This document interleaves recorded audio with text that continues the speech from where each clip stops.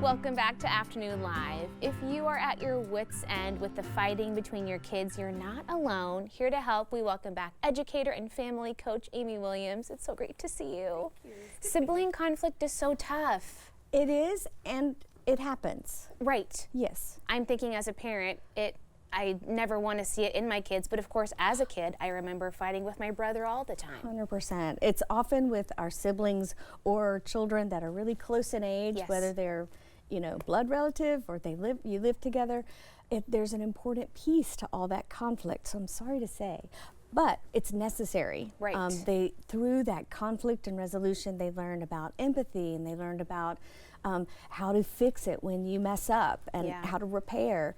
And they also learn, if this, then this happens. What's the consequence? What's going to happen if I hit my sister, or I push down my brother, or I scream or exclude, or any of those kinds of things? So that's where the important adult can step in. Right. So the conflict itself is actually kind of a healthy developmental thing. We can just manage it as best we can as important adults. Sure. And I think of it, instead of coming in and taking care of it, or saying, everybody go to your room, and then that be the end of it. I mean, certainly cooling off periods are necessary, but imagine, instead of being a referee, you're a coach. Yeah. So you can, when they're both children, because typically when there's a fight or a conflict or some kind of big emotional upset, nobody can reason, and nobody can hear words or process words or think about their actions until some time has passed, some calm has happened, maybe a snack,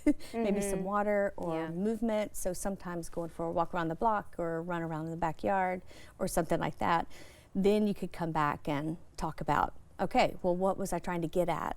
And what did I do? And what could I do differently? Would you like to practice now? Yeah. Yeah, so there's a place where, as a coach, you're an important adult, in that space, as a coach, you could talk about, well, what do you need in that moment? Okay. What do you feel in that moment? I felt mad because I needed to do it myself. I wanted autonomy. And what's my request? My request is that when I'm fixing a snack, don't take my favorite plate, or don't take my seat. Right. And that's for older children who have had some practice and have learned vocabulary from the people around them. Yeah. To be able to say, this is what I feel, and this is what I need, and this is my request, right?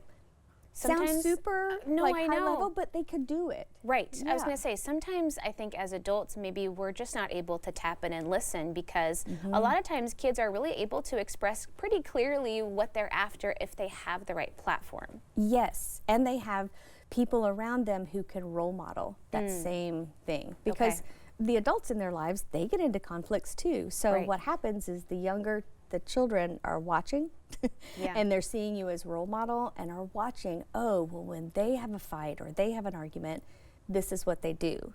So that's what they will do, unless they learn something different. Yeah. Can we kind of break this down further? Tell me about just going back to that initial concept of naming the need beneath the noise and kind of getting there with kids. Right, and that could be so hard. Yeah. But here's a tip that works for me as a parent and as a coach and as an educator, is to wonder and be curious. Like, I wonder, that's your favorite plate, isn't it? I wonder if you were really expecting to have that. Yeah. And then that leaves an opportunity for the child to say, well, no, because, and then you might hear, it started this morning when she took my shirt, or she did this. And then you could hear more of the arc that you might not see. And as children get older, the less you probably will see the lead up to an argument. Right.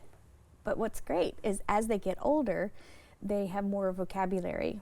And, this is for typically developing children, and not all children are typically developing. So they're still learning language. They're still learning about cues from other people. How do I know when this is really going to push my sister to the edge, or my brother? Right. You mentioned being a role model in your own conflict as the important adults. Are people surprised sometimes if they see siblings going at it, young kids, and they kind of take a step back and go, oh, wait a minute, maybe that's something I've been doing and didn't even realize I was modeling that behavior in the first place. Right. That's tough. Yes. And it's a place to grow. Right, because we're not oh, shoot. perfect. Exactly. And we learn from the people in our lives. Yeah. So when is the time and the place where we make a decision to go, I'm going to do something different. Yeah. That's not serving me anymore. I don't want to do that anymore. And that takes a lot of vulnerability and courage. And it helps to have another person who could tell us, Right. hey, you're doing that thing. Totally. Oh, that's really It's hard, but it's important. Well, and Right. also with the kids too, being able to call out when they're doing it right, noticing those peaceful, collaborative moments. Yes, right. Because they happen too. It does happen. So much, so much. And that really assists in the recovery Right. after a conflict too. If during the times when things are peaceful, you don't have to make a big deal about it, but just notice it. Like, oh, it feels really good in the living room tonight, Yeah. doesn't it? That was a really kind way that you asked your sister to do that. Drop it. That's all Totally. you have to say. Just Yes. notice it, not jazz hands. Right. Because as children get older, the less they're going to want you to do that. Right. But yeah, just clock it. I mean, that's all Yeah. it takes, and they get that internally too. Right. And then you notice it too. Yes. Thank you so much. You're welcome. Really helpful stuff. We're all going to get through it. Okay, we will Yes. have these tips and more about Amy on our website at katu.com.